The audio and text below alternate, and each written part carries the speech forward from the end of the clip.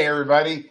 Woo! Today is the presidential debate, and as you would expect, the mud is slinging, the mud's coming fast, but you know what? They threw it right down my alley, and I'm about to hit a grand slam and expose why this Trump tax thing is so important, because it's going to really expose what you should be doing in the future. If a billionaire like Donald Trump is not paying a lot of taxes, look, that guy was top of his class. Was it Wharton? Did he go to Wharton? No, that was no. He went to Wharton. He went to Wharton. That guy is borderline genius. I know people bag on that guy. He knows exactly what he's doing. But more importantly, he comes from a real estate family. And one of the secrets to the American tax code are the tax laws. Today, joining me is my banker buddy, my right arm in Rockstar Capital, Sam Morris. Hey guys, glad to be here. I know. I was reading something real quick too. It says Bloomberg just put out Biden adds pressure to Trump pre-debate by releasing his own tax returns.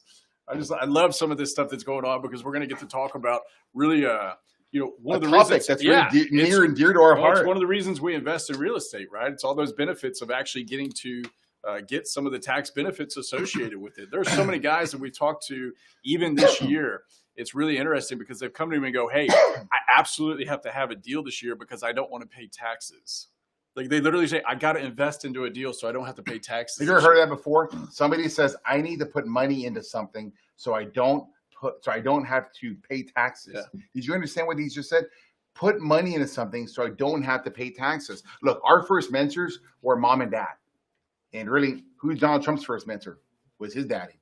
He was a big-time apartment owner in New York. Mm-hmm. There's a great special on Netflix if you get a chance to watch it. It tells you the whole story there of how Donald Trump became. But he learned from his first mentor. My dad worked at Whataburger. You know, what did your dad do? My dad was in insurance sales. Yeah, they didn't teach me anything about saving money, making money in real estate. And it's exciting because in college, I have an engineering degree. Sam's not there. Sam's got a heavy accounting, finance, banking, everything kind of degree, management degree. Yeah. You know, so outside of the accountants listening, outside of the finance degrees, you don't know what we're about to talk to you about. You don't understand how you can make money investing in real estate and legally pay as little as you can to Uncle Sam. And I meant legally pay as little as you can. Look, I'm a red blood American. I'm going to pay my taxes, but I'm not stupid. I'm going to take advantage of the tax laws as you should. How many investors do we have? How many investors are in our deals? In our deals, there's over 544 right now. 544 investors know this because they've invested with Rockstar Capital since 2011. Since 2011, I have raised $100 million of investor equity. That's a big number. But you know what's even better? I've returned $100 million of investor equity. And nearly all of that, if not all that, there wasn't any taxes on it.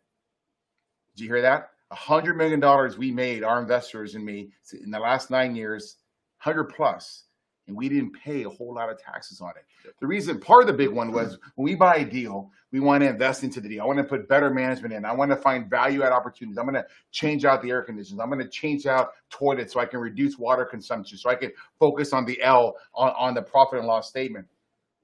But I also want to increase the value of that deal. So in 3 to 4 years, I've increased the value. I've increased the income. I've lowered expenses, and now I've increased the NOI. When you increase the NOI, Sam, what is the NOI? On which deal? On all deal. Okay. So NOI is actually, it's an acronym. It stands for net operating income. It is effectively the money we make on a deal. And so I'm going to throw this out to you guys. So you guys can ask questions right now. We'll hopefully answer some of them as we go through some of these things that we're going to be talking about. But it's really interesting because we can actually improve the value of the property and actually return a lot of cash to our investors, and they don't have to pay any taxes on it. And it is all 100% legal under the U.S. tax code. Blasphemy. I know. Blasphemy that you don't have to pay taxes. We actually do pay taxes. We do. But there's a little secret to it. There's lots of secrets. I want to tell them, Sam, but I don't know where I should go with this. Okay, well, there's lots of secrets. So let's talk about the refinance event. Okay, sure. So on a refinance event, what you guys have to know is we will do, and we've done 13 of them so far. So we've done 13 of these in our company, and it is 100% legal, and it is 100% cash tax free to our investors. That's a really big deal. Tax free to the investors. Yeah. Did your mom and dad teach you that? Absolutely not. My mom and dad didn't teach me that. Absolutely not. I tell you what, my kids know that. Do your kids know about the refinance and the They tax-free do, aspects? because we're teaching them, right? They get to say it's not about what you make. It's Now, about I'm what not you your keep. mom and dad, but I'm happy to show you why you should be invested in real estate so you can understand, because you need a mentor. Everybody needs a mentor. I had a mentor that showed me how to get into real estate. Now I have another mentor that showed me how to brand a little bit better and how to market. I have other mentors that show me how to become a better operator. Yeah. And so, like I said, it's not about what you make. It's about what you keep. Will Rogers said that. No, who said that? Roy Rogers, right? Roy Said that. Rogers? Yeah, somebody said one? that. Somebody said that. It's an old quote. It's I an mean, old it's an quote. old quote. And so the way that we do that is when we're improving the value, that NOI that we talked about, right? There are lenders out there who are willing to go look at the property and say, wow, you guys have done a great job. When we take them the property and show them how well we've done, they will give us another loan. We pay off our old loan, and the difference, that delta that we have, is it's an amount that we send back to our investors. And what the government does is they look at that as, hey, you guys got loan dollars, even though you distribute them back to your partners, right? They see that as we didn't give them back profits, even though we've earned better with that property. We gave them back loan dollars, which is not a taxable event under the IRS law. And so it comes back to them tax-free. Did you understand that? You're going to borrow more money than what you had before, pay off the old loan from your acquisition. We just did a big refinance event. A deal we bought in 2016 paid, I don't know, $73,000 a door, $20 million asset, increased the value to $30 million, got it reappraised, borrowed 75% loan to value, took that 75% new loan, paid off the old loan that was used at $20 million in 2016, and that delta, that difference, came back to the investors tax-free, legally tax-free, because you basically put more debt on it. And we returned $4.5 million about 40 days ago. Wasn't a stimulus check that took care of them during COVID. It was their multifamily investments that took care of them during COVID. Now, Sam, that's an interesting concept, isn't it? It is. I got a big check. I was really excited on that deal. My family got a big check because we took the risk in 2016 along with our investors to buy that deal, and we got our cut of that $4.5 million. Did you get that cut? If you weren't in that deal, you didn't get your piece of the pie. But that's something we've done 13 times over and over and over. That's just one way on how you make money on real estate investing. And I'm saving that. I'm saving it. I'm teeing it up for Sam because there's another way to make money on real estate. You got cash flow, right? What happens to that cash flow? Sam, what happens to the cash flow? You got to pay taxes. If you are LeBron James or you're Patrick Mahomes, he just blew it up last night, and he gets a $35, $40 million contract, he's going to pay taxes on that. Absolutely. That's earned income. And he's going to pay the heaviest tax rate, which is what? 39.6%. 39%, which people say rich people don't pay their fair share of taxes. He's subject to nearly 40% of that $35 million. That's a big hickey. That's a big number. That's a big hickey. Now, the bottom rate is what? For the lowest income is around 15? Well, zero. Zero, yeah. but 12 to 15. 15%. What's the average middle rate? So, that's the thing. I haven't looked up, but it's only a small portion of the entire population that actually pays taxes. I mean, I'll tell you who it is. It's the middle class. And Very it's the much so. middle class that pays it. What's the middle class rate? The middle class rate is going to be anywhere in between that 18 to 26% range. And do you know why the middle class pays they pay the most taxes? Because they're W-2 income. And they don't know the secret that we're about to tell you. They don't know how to pay less at the end of the year when they make that kind of money. LeBron James, Patrick Mahomes, if they have the right kind of people around them, they might know. But you hear a lot about athletes making a ton of money and then going broke in 5, 10, 20 years. There's a lot of train wrecks that have happened, and they didn't have the right financial people. So if they had us and they had invested in their money in apartment deals, they could have wound up paying zero. Yeah. So a little bit about how that works. So guys, there's a lot of different things that you can do. One of the things that we do right when we acquire a property, which I actually spoke to our cost seg guy today, so it's kind of funny. Define it for them. So we engage a company that does what they call a cost segregation study. The easiest way I can explain that is we have accountants that come out and they count every doorknob, every appliance, every piece of equipment and things that are in the apartment complexes that we're purchasing, including the building itself. And they find what are assets that you can depreciate. It's a fancy word for saying they figure out what the useful life of that asset is. in real estate, there's a rule that says you're allowed to depreciate your asset over 27 and a half years. And this is unique to the American tax code. Sam, sorry to jump in there, That's but right. because I used to have a foreign business partner, he said it did not exist in England.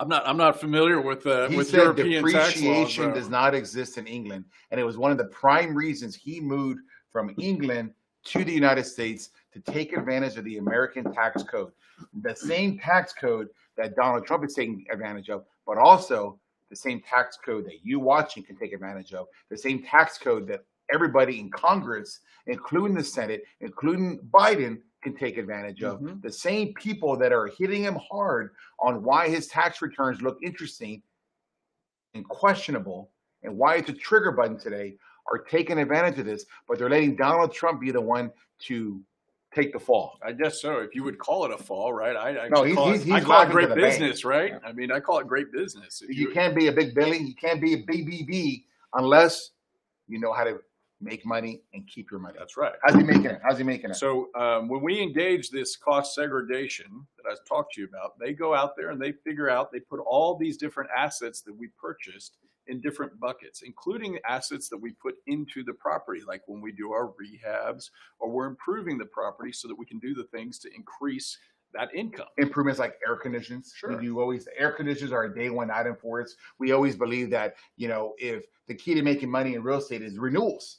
And the number one way to get your people to renew is to make sure that everything works in their apartment, all basic services. That's our bread and butter business model. We will replace everything that can fail during that time of ownership. That means the air condition has to be 72 degrees in their apartment in Houston, Texas, when it's 99. And that's almost throughout the year. We don't really have winters. We just have one season, and it just kind of gets a little warmer, cooler. But we have one season here in Houston, and that AC is a requirement here in Houston. So we do that, but that's something that can be appreciated. Absolutely. Depreciated. I'm sorry, excuse me, what did I say? Depreciated. Depreciated. It's appreciated by the I tenants, appreciate, but it's depreciated in the U.S. tax code. yes. Right. And so what they do is they mix that up into different buckets. Right. And so there's part of the tax law that's called bonus depreciation that allows us to effectively depreciate a large portion of those assets in the very first year that we own the property. You want to explain what that does? I was reading our text, man. We got a lot of shout outs Oh, today. yeah. Shout out to Brandon saying, hey, he wants to know how we found equity in our first deal. Let's talk Okay. about that. Michael Glover, a buddy of mine, Oh, I just man. met him at a big conference. He says, I love that you guys are talking about this. You got my boy Ronnie came up here last week to visit us at Oh, yeah, Rockstar Ronnie. Capital. Good to What's see you, up, Ronnie. Robert and Sam? And of course, our guy, Michael Ballard, Oh, yeah. saying, hey, you got to share more information. No better info than this. Ask me the question again. All right. So when we push this thing called bonus depreciation, Oh, yeah. perfectly legal by Yeah, the tax yeah. code, we push a lot of those assets to be depreciated in the first year of ownership. And what does that do to our property? What does that do to our finances associated with that property? Well, you pass it on this way. You see, it's all about passing the buck.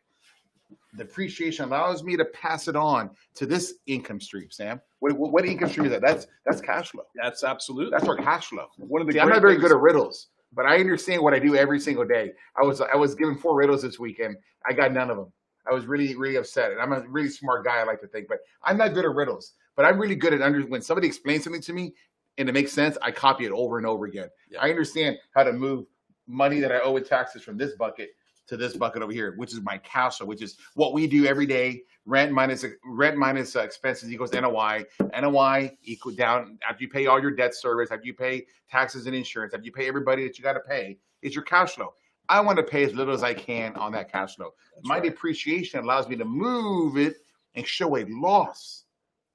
You Yep. brought it. That's the big point tonight. They're going to say Donald Trump is a bad businessman. They're going to say his company showed losses. Donald Trump is a billionaire, everybody. Now, why is he a recognized billionaire? Now, he says it's 4 billion. Somebody says it's 10 billion. Somebody says it's 1 billion. I don't know. He still has a B. And that's all I care about is that he's got a B. That's But right. you don't get a B just because. That's His true. dad didn't have a B. You all saw that story that I saw. His dad didn't have a B. He was really smart. He knew how to make money, but his dad did not have $1 billion. He did not become a billionaire. The reason why Donald Trump is a billionaire today is that he understands the American tax code like a lot of other smart real estate people. He's just the only one running for president. And that's why it's becoming highlighted today, Yeah. right now. So let me explain a little bit more of how that looks, right? So from a practical standpoint, because a lot of our investors will actually ask this. They're excited. They understand. They're making money with us. And they know that. They sit there like, hey, we're making money. It's great. And so why would the individual that came to me and says, hey, I don't want to pay taxes this year. I need to invest a certain dollar amount. We always get them around October, November. They do. So we have a deal closing in 30 days. I think we're just about full in equity, though. I'm not sure, Almost. But we might not. If you're interested, go to rockstarcapital.com. If you're an accredited investor, hit the Invest Now tab and check it out. Check out the investment opportunity.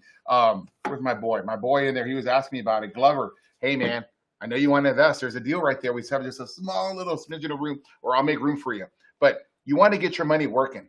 Sam, tell me why you want to get that money working before the end of the year. Yeah, so here's where this really gets interesting, right? So this guy comes in, he goes, hey, I'm going to have to I know I'm going to have to invest somewhere in the tune of, let's say, $300,000 because he doesn't want to pay a lot of money in taxes, right?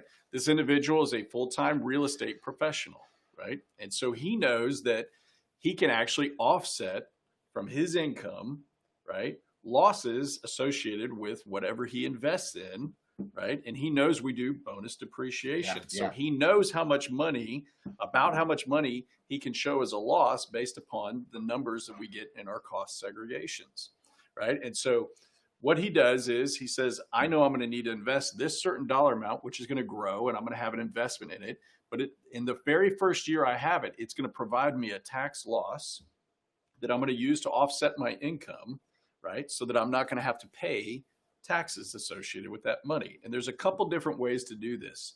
Most of the people will invest and they'll utilize that loss to offset any other passive gains that they have, right? So their passive income that they're making will have passive losses associated with it, and they're not going to have to pay money on that passive income.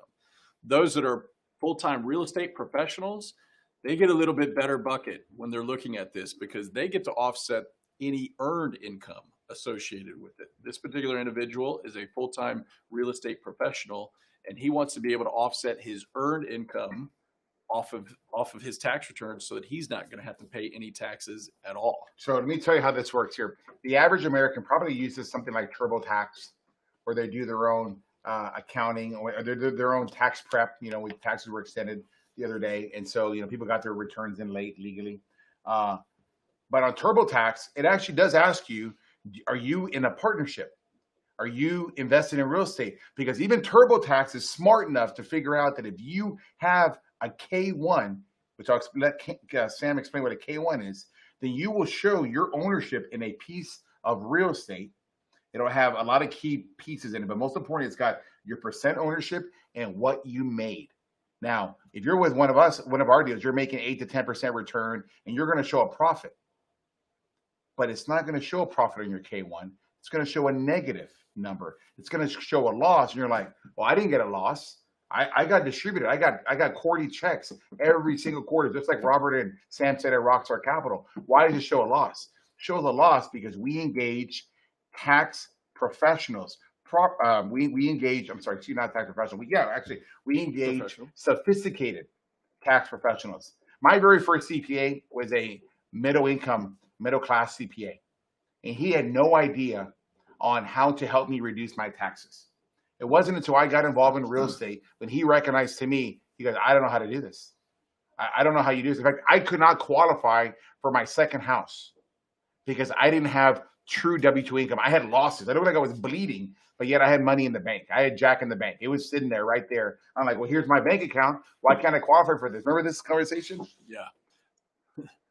So talking about CPAs, and then my son just said, hi, Caleb. What's up, Caleb? And then Ashley asked about CPA specifically, right? She said, how do you go about finding a CPA you can trust? Let's get there. Let me just finish this real quick. Okay. So you've got to find a CPA that understands real estate taxes, real estate law. Just ask them. The average middle-class CPA doesn't see real estate investments. They don't see K1s. So they're there. Their business they're qualified TurboTax. They're qualified to TurboTax. Many of them will rent out a retail space, just like those guys at Halloween. They rent out the retail space for 2 months, and they sell to you all the jack-o'-lantern outfits. And not this year because those guys are out of business. But the CPAs are still renting out those tax people, tax professionals. You'll see that says, do your taxes now. You come in, you zip it out in 15 minutes. They're not going to be able to help you with what I'm about to talk to you. You got to find a qualified CPA. You ask them the very important question. Do you have clients that own real estate? And that's going to be your answer. And if they say no, say, see you later. Let me tell you the other thing too. You cannot get what we're talking about paying $99, $59 for your tax prep fee. I pay thousands of dollars for my personal tax prep, but I save tens, if not hundreds of thousands on my taxes because I have a qualified CPA who knows what they're doing. And so you get what you pay for is the old adage, right? 100% true. If you want value, you're going to have to pay for value. You want to drive by some road and see somebody with a Liberty costume, they're saying, come on inside and come on in and let's get your taxes done in 15 minutes and you get your refund in 48 hours. I normally don't get my taxes until October. And that's on a normal year because I have to have a qualified CPA who knows how to read my tax, my K1 partnership, which I need to talk about K1s, and he needs time and it costs me for it, but I save tens of thousands, if not hundreds of thousands of dollars on taxes that I may normally own. Tell them what a K1 is. Sorry, so K1, when you make an investment into a private entity, right? A private entity, they're going to typically issue you a K1. All of our real estate is owned by what they call SPEs, single purpose entities, right? So we own each of our properties through a single asset entity, right, that owns the real estate. And we do that for several reasons. But what happens with that entity is that entity breaks up all the ownership for everybody involved and issues a K1, right, which is it's effectively the tax document that shows you everything that we made and everything that we lost for the year, right, that goes to your individual tax account. And so an accountant would be able to look at that and go, okay, you have an investment. I'm going to put this into your tax return and show whether you had gains or losses associated with it. Okay. What Donald Trump did, right, is he had a whole bunch of these, right, and he was able to, because he was a full-time real estate professional, utilize any of those losses to offset any and all the income that he had from anything he invested in.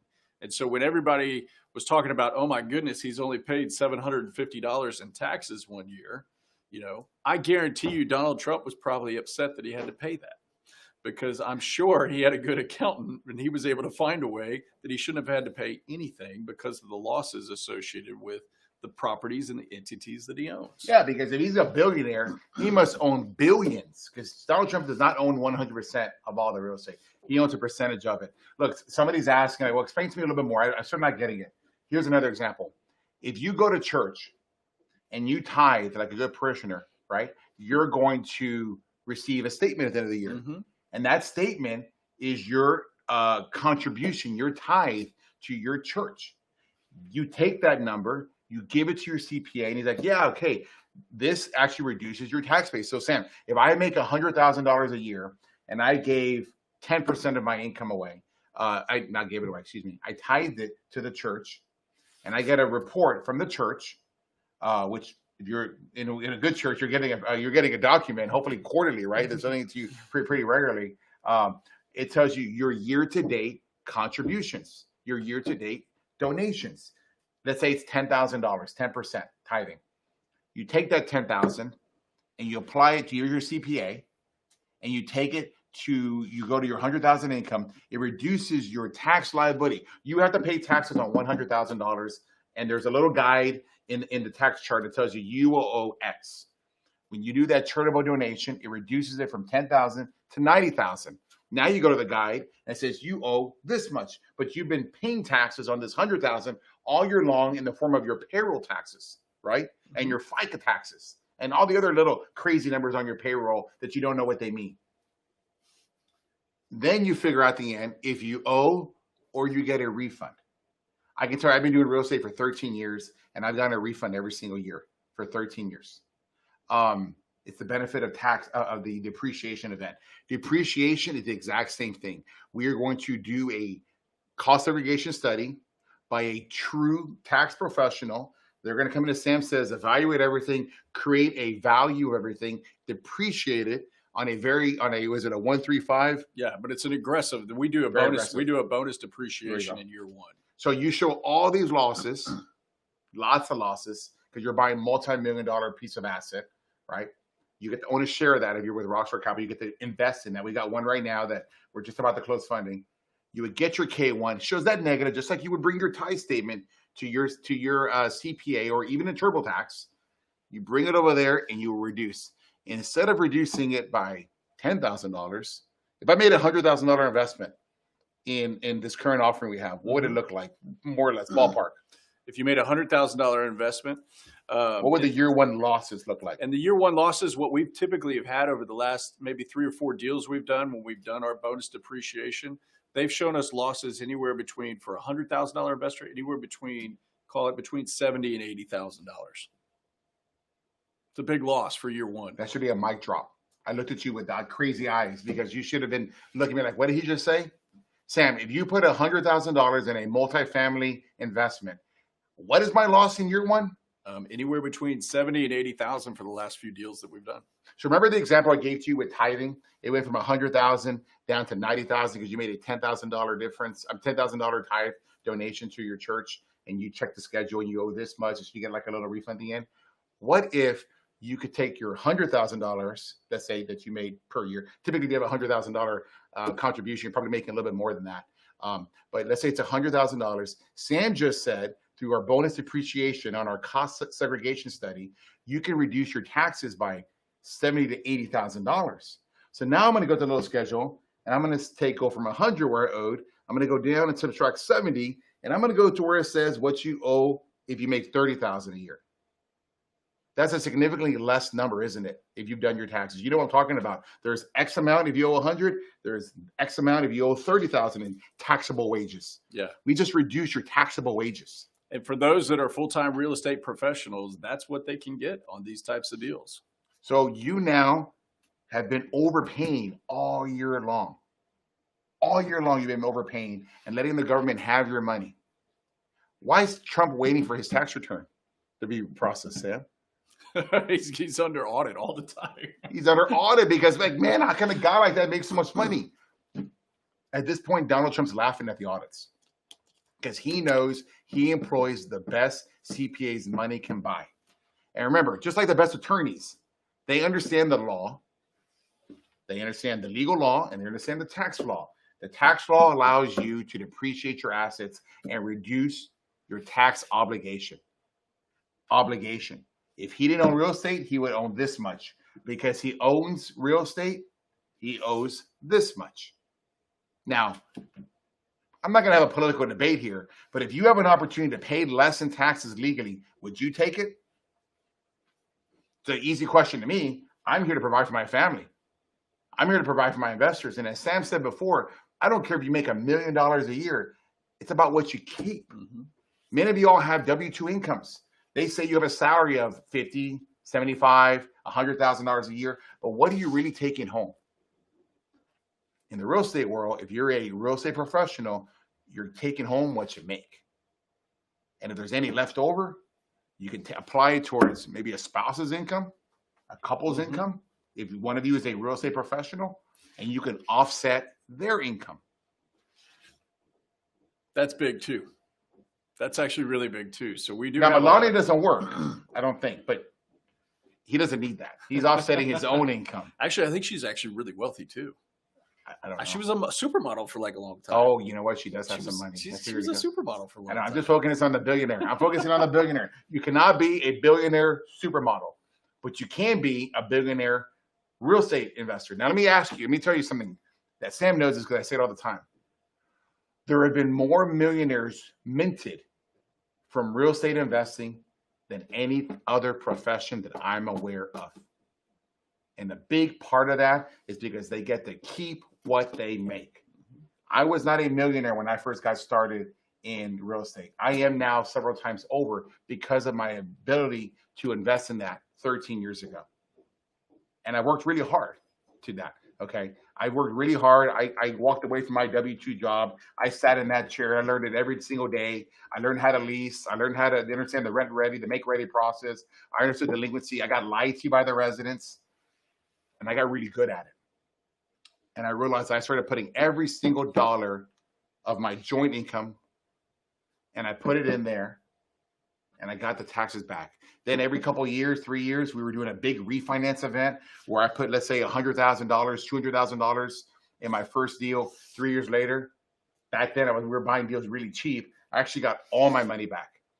And I did that over and over and over again. We have an investor, Luis Becerra. Oh yeah, Luis. He was a casualty of the Great Recession, not the Great Scamdemic, the Great Recession, not the what's going on now. This is nothing. Great Recession, when actually people were dying, people were jumping out of windows, people were giving their money back. There literally were no jobs to be found, not because the people were at home and they don't want to work, because there were no jobs to be found. He put $100,000 of his money into our very first investment. His last $100. I'm sorry, excuse me. His last $100,000 into that very first investment in 2010 with Rockstar Capital. Today is 2020. It's 10 years later. He's turned that $100,000 into $1.7 million in his IRA account. And he did that because, well, he overcame fear, number one. He did it because he liked the guys. He believed the story that somebody was sharing. He also liked that I was signing on the notes. And he liked that I was putting my own $200,000, which is my kids' money, which means if I'm signing on the note, my kids are signing on the note with me. It's their heads on the chopping block. But he trusted us. 2-3 years later, we did a big refinance event, got a new loan, increased the value, got a new loan, paid up the old loan, took that money. What do you do with that money? Here you go. Get right back to me. Guess what? We did it again. 2 years later, another opportunity, another bite of the apple. Pulled a bunch of equity out of this deal, kind of like pulling equity out of your home. Same concept. New debt pays off old debt. Difference, you get to keep tax-free. He did it again. That worked for him on the first 3 deals where we actually refinanced those deals twice back in 2010, 2011, 2012, and 2012. Today, he owns 9 different apartment deals with that original $100,000, and it's worth $1.7 million. And he gets about $75,000 a year, $90,000 a year in cash flow. And he has a ton of depreciation write-offs that one day he'll recognize. Mm-hmm. Now, Sam, I don't want anybody to get mistaken. Do we owe taxes? Eventually, yes. Do you hear that? A big capital E. Eventually. Actually, there's another word I want you to use. And another word that you know I want you to memorize. It's called defer. Defer, defer, defer. Defer, defer, defer. You will owe taxes because one day you won't own real estate. And there's nothing else to write off. So you're going to have to recapture that depreciation. But I'm not going to worry about it because I'm going to defer, defer, defer. I'm going to move all that money into another deal. And when I sell that deal, I'm going to move it into another deal. And I'm going to sell it into another deal. And I'm never going to worry about it because I expect I'll own real estate the rest of my life. And that's an important piece, the rest of my life. That means I could buy that deal in 2010, hold it for the next however many years I got in this world, and never pay a dime of taxes against it. I legally own it, but I'm allowed to defer it and defer it and defer it. And when Donald Trump's tax returns, if they are ever come to surface, which, by the way, is illegal what they did. They should not be allowed to show. That is confidential, private to you. Somebody talked. Somebody should go to jail because that is not cool. But it will show that he's been kicking the can down the road, kicking the can down the road, kicking the can down the road for a very long time and keeping those profits. Now, don't hate the player, hate the game. You heard that expression? It's 100% true. You need to understand you can do this too. Everybody that's attacking him can do this too. And in fact, they are doing it. I guarantee you, where do you think those taxes were written? They were written in Congress. And it wasn't the Democrats that passed it. It wasn't the Republicans that passed it. They all passed it. Yeah, they all did. Which is kind of interesting too, because one of the questions we got. And we're blowing up with questions. I know. One of them was, it's kind of funny because no politician who's always said, hey, everybody needs to pay more taxes has ever voluntarily given more taxes. And every politician. Say that again. No politician who's ever said we need to pay more taxes has voluntarily given more taxes. They will do everything they can to pay as little in taxes as they can as possible. Look, I pay Shrug as the next guy, and I want to pay my taxes. I'm going to pay what I legally have, what I legally need to pay. Mm-hmm. But I'm also going to take care of my family, and I'm going to take advantage because that's what they put me here for. I'm here to provide for them. I'm here to provide for myself. So I will pay what I need to pay. But if there's a way to write it off, we heard of write-offs. That's all it is a write-off. If I can write it off, I'm going to write it off. You can't write off your gambling losses, but you can write off real estate. I don't gamble. And when I do, it's just a few $100s just to kind of pass time for an hour and a half. I don't ever go crazy because it would take too much for me to get the blood going. And I don't think I have the stress to do it. Well, it's kind of interesting too, because, we talk about, paying more in taxes, because that's actually a really big thing. A lot of politicians are telling, everybody's got to pay more. We got to, we need more money for this. And, there's a term called you spend like you're in Congress, right? There's a reason that there's a term for that. And everybody's going to want to keep their money because individually you should be able to handle your money a heck of a lot better than Congress would at this point. And I would tell you that's why people are going to do whatever they can to hold on to as much of their money, because if we give it to Congress, they're going to spend it like they're in Congress, and that money goes really quick. That's why they always need more money. Congress, the government is the worst at balancing their budget. And that goes Republican, Democrat, it doesn't matter what you are. They all are horrible. It's been like that for, why do you think we have trillions of dollars in debt? That's why. Now, can you have trillions of dollars in debt? I hope one day I have trillions of dollars in debt, in apartment debt. Because every one of those apartment deals is one day of freedom, is another stream of income that I don't have to rely on somebody else. But the government having trillions of dollars of debt, you having trillions of dollars of personal debt, doesn't work. You go under. I remember one time Donald Trump back in the 1980s, I think when he was having his major issues, right? Too big to fail. I remember he was with his wife at the time. I forgot which one it was. I think it was the second wife. And there was a homeless man on the street. And he said to him, he said, that guy's wealthier than me. That guy's wealthier than I am. And what he meant is that he had negative and he had losses. Isn't that pretty funny? He said that. That guy's got less than I do. Which on paper, more than I do. Yeah, he had more than I do. That's right. Which on paper was probably true because Donald Trump owed so much in real estate loans. He had depreciation losses. But today he's a billionaire. Not only is he a billionaire, he's the president of the United States. Mm-hmm. Like him or hate him, you got to admire that he rebuilt himself a couple of times because, he had some issues. He got a little speculative on some things that he did. But he built himself back. He built himself back taking advantage of the American tax code. I want you to take advantage of the American tax code. I want you to get involved in real estate. My mom and dad, right, God bless them, I love them to death, for a long time, they didn't want to invest. I don't know why. I don't understand it. And maybe I didn't push it hard enough because I was really worried about having my mom and dad's money. But finally, I said, you know what, Mom and Dad, I need you to be in this next deal with me. It's a great deal. I want you to benefit with me. And it's a deal that we bought in 2015. My dad passed away a year later. They put pretty much their life savings. My dad had, at its high, he had about $700,000 in the stock market. And it was during 2007, 2008, and he thought he was rolling. He thought he was 2-3 years away from retirement, and he was going to have $1 million plus. He was going to kick back with my mom, and he was going to retire. Well, that didn't happen. The Great Depression happened. And that million or 700,000 and growing, I was like, wow, watching it, went away. Literally went away almost overnight, right? Remember those crashes? Remember those wild red swings? It was tragic. I think the stock market was at 9,000 at the time. I remember going as low as 4 and change, and he had about 400,000 left. And he was so scared. He was scared the rest of his life. This was, again, this is 07, 08, 09, that for the next several years, he never got back in the market because he recognized the market's a gamble. The stock market, you don't know what you're investing in. You don't know what world event's going to happen. You go to bed tonight being up $700,000. You wake up tomorrow and there's a world catastrophe, and your nest egg has gone to $400,000 from a high of 700 and change. And that's what happened to my dad, and it scared him to death. He was a very risk averse kind of guy, very cautious. That's why it took him until 2015 to finally invest in me. And I remember sitting down with him at my kitchen table, like, Dad, we're going to do this, and we got a plan for you, and what have you. And he passed away. He passed away because of the stock market. Didn't give him a chance to retire. Maybe had he retired, maybe things would have gone different for him. Maybe he would have caught that he wasn't feeling right, that there were issues going on. He wouldn't have been always worried about his W-2 income, always worried about growing his restaurants that he managed for somebody else. Maybe he would have found the healthcare that he had, but he didn't. He kept doing what he was taught.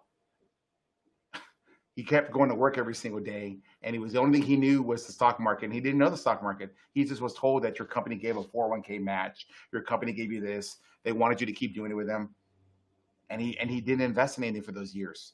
Had he chosen real estate with me, he would have retired very, very early. And maybe during those years, he could have enjoyed his last years. Very fortunate for my mom that because she did invest with me, that $400,000 today is worth somewhere between 1.3 and 1.5 million. And she gets cash flow off of it. My mom is a millionaire today because of one single investment she made with me in 2015. It's crazy. You think about that. You know, my dad passed away a couple years later. We had some other income that came in, insurance benefits, what have you. And she's invested in a couple other deals. I don't even look at those deals. I don't even know. Well, I don't even think about, right, like how much equity she has in it. She's probably got more, obviously, right? I didn't ever thought about it. She got a new car recently. So. Yeah. she's doing all right. But what I really think about is that $400,000 that's worth 1.3, 1.4 million. And she's a millionaire today, and she just has a college education. She actually quit school early on and went back and got her GED, and so she's proof that you can do this. You just got to find the right opportunity. I went to school, got good grades like everybody else. I have an engineering degree from Texas A&M because I was told to do that because my mom and dad told me. They were my mentors. And I didn't discover real estate until I joined a real estate club. I paid $10,000 back in 2007, and I got educated. And that opened up the world I live in today. I hope this webinar and this podcast, I think we're going to be podcasting it, has maybe opened your world into how you can get wealthy doing real estate. Donald Trump's living proof, man. He's a billionaire 3, 4, 5 times over. He's president of the United States. He would not be president of the United States today if he didn't own real estate. And that's 100% true. That got him the money he needed to facilitate his campaign, the money he needed to have the life that he did. And tonight he's on the debate stage, which is going to be like the popcorn moment. I'm going to be eating popcorn tonight. This is going to be amazing tonight, right? But he got there because of real estate. My life has changed because of real estate. And the investors that we've invested with, their lives have changed. My mom's not the only millionaire I've minted. I'd like to know how many millionaires the Texas Lotto has minted, because I think I'm going to give them a run for their money. I've minted a lot of millionaires who invested with me over the last 10 years. Sam's a millionaire. He doesn't like to talk about his money, but he is. He's got a little cash put away. He's got like 5 kids. I don't know how many kids. How many kids you got? Plenty. Right? He's always talking about adding more kids. You need that though. You see how we're laughing, that we're having a good time? Because we're invested in real estate. And our real estate takes care of us. What survived? You're so scared. Let me ask you this question. What survived COVID? Netflix and Amazon, right? You know what else survived COVID? What else survived COVID? Apartments. Because where do you watch your Netflix? You need 4 walls and a roof, right? Where do you have your Amazon packages delivered? At the same place where you got 4 walls and a roof. You need to eat. You need to sleep. And if you got gold and ammo and guns, whatever, you got to have something to protect it, right? You need 4 walls and a roof. Take care of your family. Figure out what you need to do, what nobody showed you. Learn from people who maybe are where you want to be. Find that mentor. And I'm going to tell you right now, my first mentors didn't show me anything about real estate. Donald Trump's first mentors did. My kids now know, and they will own real estate the rest of their life. I hope you get a chance to invest in real estate. And if you want to give us a chance, if you want to consider investing with us, hey, go to rockstarcapital.com, go to that Invest Now button, check out our latest offering. And if that one, we might be full. I think we're 98% full on that one. But get in the next one. Put your money to work and let it sit there. The best time to invest in real estate was yesterday. So get your money working today so that tomorrow becomes yesterday, and you can get one of those big checks that we passed out. Last year we did $12 million between investor cash flow and distributions. This year, even with COVID, I think we're going to get really close to it. Next year is going to be a banner year because everything's starting to open up. Please, please, please, for your family, figure out the real estate game. Get education. We have education, and you can go to Apartment Rockstar Academy. So you can go to apartmentrockstaracademy.com. You can go to our website. You can look at our educational courses. You can get the training you need, or you can just invest with me. I'll take care of it. I promise you. I've been doing it with over, what'd you say, 500 investors? 544. 544 investors. I've raised $100 million since 2011, and I've returned $100 million in 2011, since 2011. And I did that understanding the tax law. So, Sam, any final words? Well, I would just leave you with this. I mean, before we go and enjoy the big debate tonight, you know, a lot of people were wondering this tax return issue being a, you know, just some kind of hot button issue. Even Money Magazine put out a little article today. It said Donald Trump's tax returns have many people wondering what they're doing wrong. And so, from an educational standpoint, like what Robert's telling you is, there's a lot of things you can go out there and educate yourself with. And that's why we offer these things to really just educate you guys and let you know there are a lot of other ways to make money in this world. And there are some people like Donald Trump who have figured it out, that it's not necessarily about what you make, it's about what you keep. And he's figured out how to do that very well. And so enjoy the debate tonight and understand that there's a lot of ways to make money out there. And to all of you out there, you can do it. I got 4 young 20-somethings in this room right now that are in our Rockstar Studios that are paying attention, and I see them coming up. Their heads are popping up when they hear a certain hot point, and they're thinking, "How do I get involved?" They're learning. They're figuring out. They're learning something today that maybe they had not been told by their mentors and their mentor. I take that responsibility very seriously here at Rockstar Capital. I don't think they'll ever leave me because I think they understand the value and where this company is going, and I think they understand that the closer they are to the center here, they're probably going to get into real estate one day. Whether it's single family investing, whether they're able to jump up into multifamily investing later on. But find you a mentor, pay attention to what they're doing, watch what they're doing, and ask questions. And again, if you have a chance to get involved with real estate investing, whether it's single family or multifamily with someone like me, please join. Hey, I hope this was a great one. If you enjoyed this, we are normally available on Mondays. We have Multifamily Monday where we're here to answer your questions, get your real estate game started. We took a little day off yesterday, had some things come up, but we saved it for today, and I think we knocked it out of the park. I think we hit a grand slam. We might have hit 2 grand slams tonight, maybe even 3.